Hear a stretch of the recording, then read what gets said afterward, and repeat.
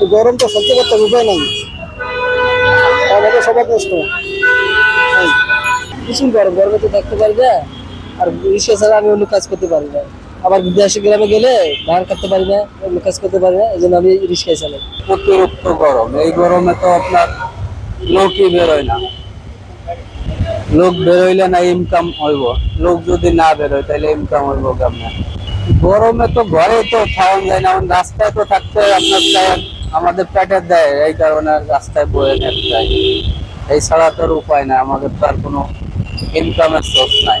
ভাই আজকে 9,30,00,000 মাইল উপরে সূর্য আছে, আর যেদিনকার মধ্যে দিন 1,10 মাথার উপরে থাকবে, এদিন কি উপায় হবে? আমি তো সেটা ভাবি না রে।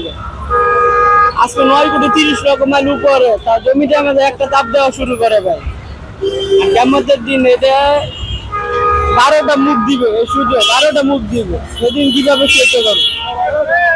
এই রোদের মধ্যে পোলা বানলে ঘরের খরচ চালাইতে গিয়া মানুষের ক্ষেত্রে কাজ করে তো উঠছে না, এই কারণে রিক্সাটা চালান লাগছে।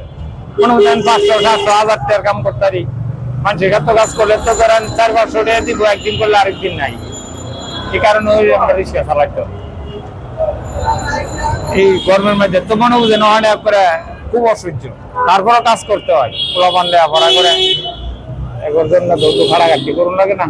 কারণ গরমটা বেশি, এই জন্য একটু কম যায়। যখন গরম রাত শেষ হয়ে যাব, করবো তখন বেশি আসবে। আয় একটু কমে গেছে, আয় কমে গেছে।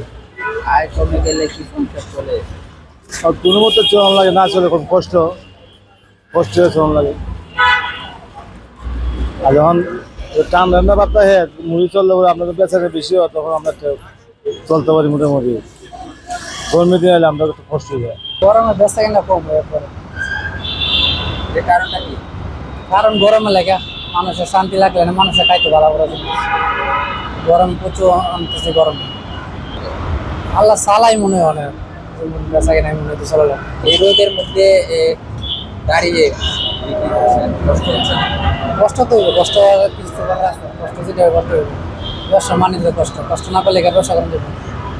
অন্য কিছু করেন না, অনেক কিছু করে না, অনেক দিন ব্যস্ত আছে।